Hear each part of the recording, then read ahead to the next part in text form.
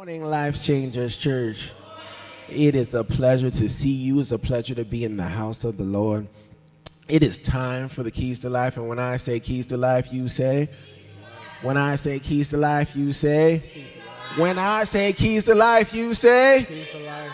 there it is, there it is, there it is, there it is. Number one, control your focus. Control your focus. Who's in charge? You're in charge. Always know you are in charge.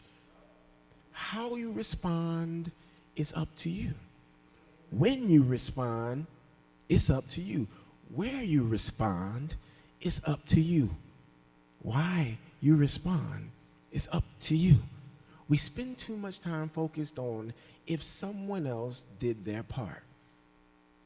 Did you do, did you not do, when they did it, how they did it, where they did it.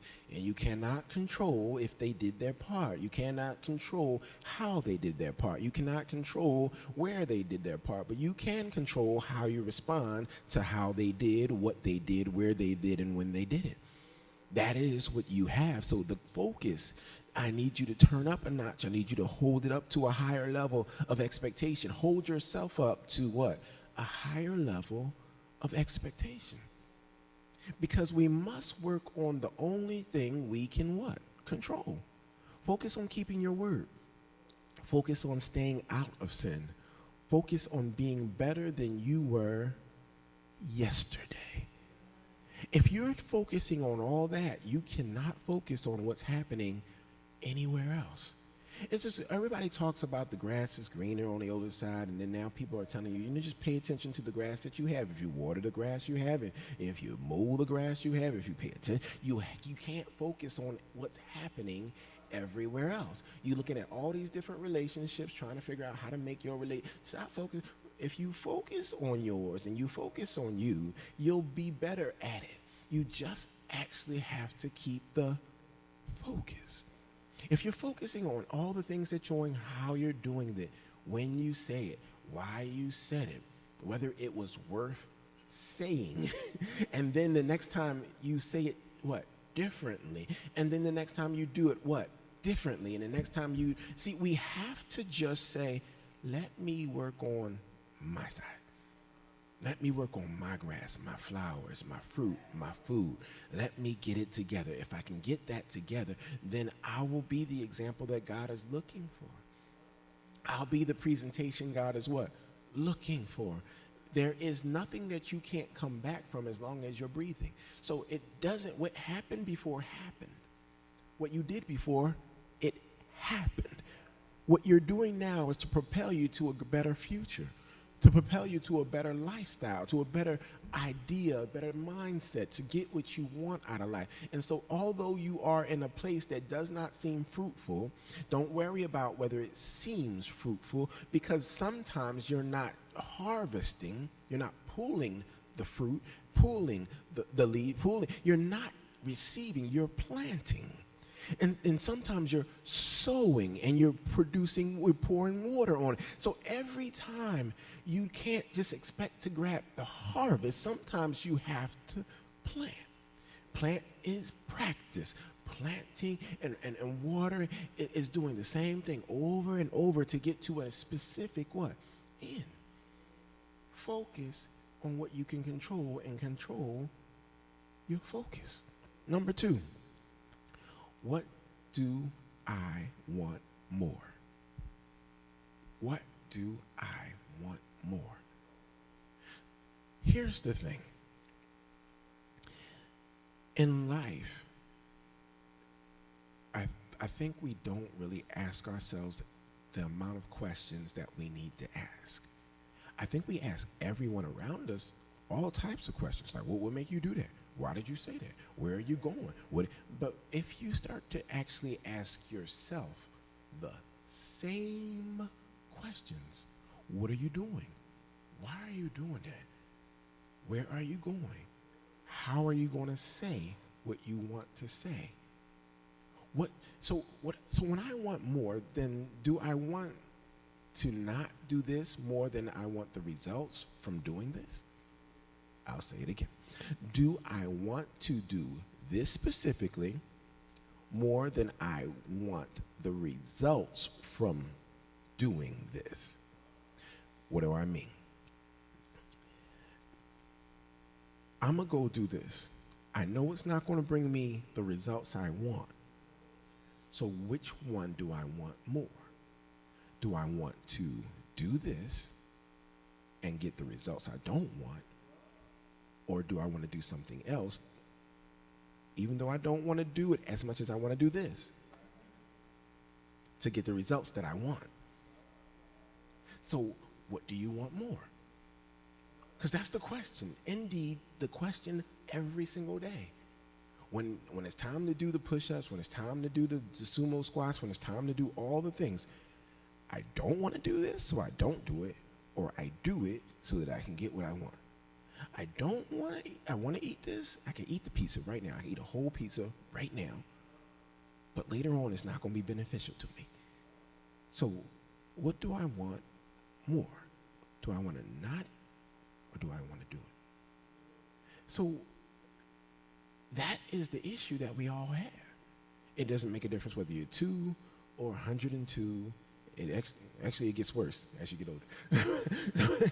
Because the question is, if you're not doing it, then what's happening to your body? If you're not doing it, what's happening to your mind? If you're not doing it, so for you to stay sharp, you have to consistently work at something to stay sharp. If you want to stay sharp physically, you have to work at something to what? Stay sharp physically. If you want to stay sharp with what your creative skill is and your goal is, you have to consistently do something to get there. Everything that you do and how you do it and where you do it and what you do it and what passion you have, the question is, what do you want more? Do you want the result, or do you want to do it how you want to do it? Because sometimes they don't go together and sometimes they do go together. And you can tell the difference.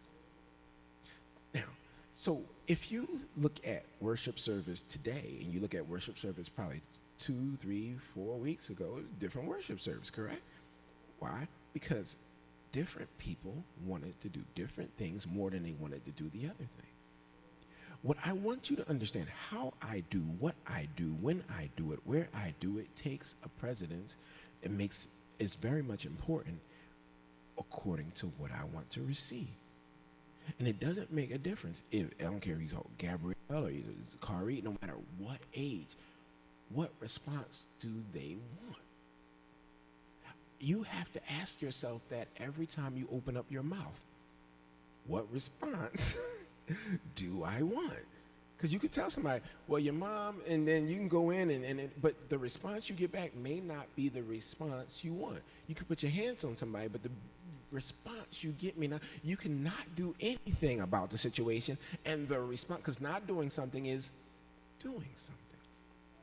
Please understand it. Not doing something is absolutely doing something. Not saying something is absolutely saying something. So you're always going to have to make a decision.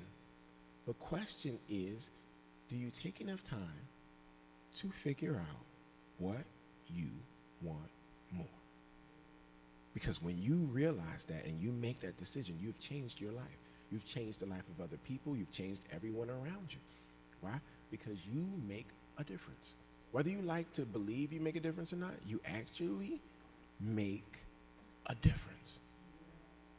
Whether you will come to work on time or you don't come to work on time, whether you do so, you are connected to people whether you like it or not.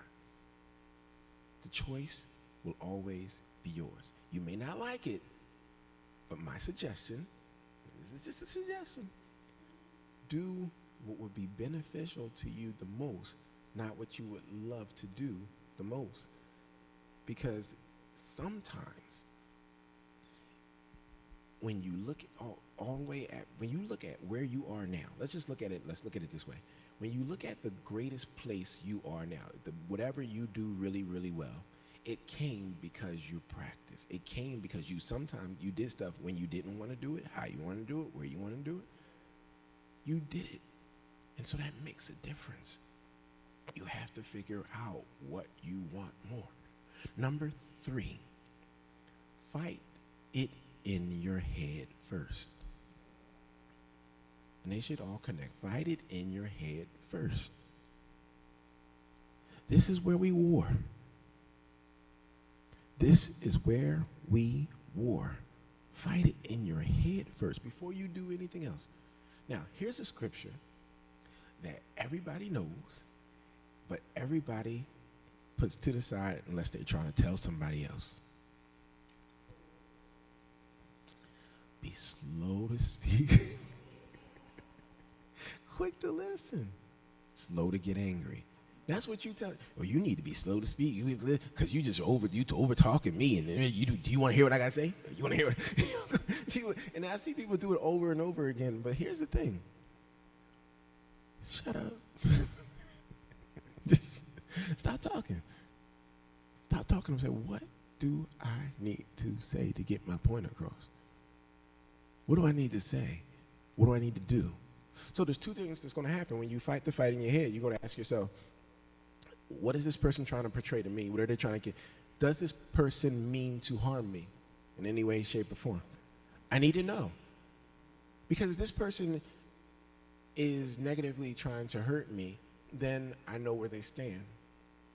But if this person 90% of the time isn't, then maybe I should think about what they have to say or why they did what they did. Because sometimes the thing that's best for you is not the thing that feels best for you. And so you're like, somebody saying, you need to stop talking. You're like this. Who needs to stop talking? But maybe you do. Maybe you're getting too hype and you don't know you're getting too hype. Maybe you're saying some stuff that you shouldn't say. Or maybe you can say it, but you're saying it in the wrong place, at the wrong time, in front of the wrong people. And they see something that you don't see because they're looking at the whole, they've checked the room. They've checked the room. One of the times, what I said to you before, a couple of weeks ago, I said, read the room. Reading the room and checking the room is somewhat close to, reading the room is, I see your emotions, I see your feelings, I see what's happening. Checking the room says, what can I say? What can I do at this present moment to make the situation better than the situation worse? What would be beneficial? That's the only question at pretty much throughout the whole thing that your life that you live. Everybody want a happy life. Everybody want to sing. Everybody want to be happy. Want to be just living the best life they ever could live. That happens because you read the room.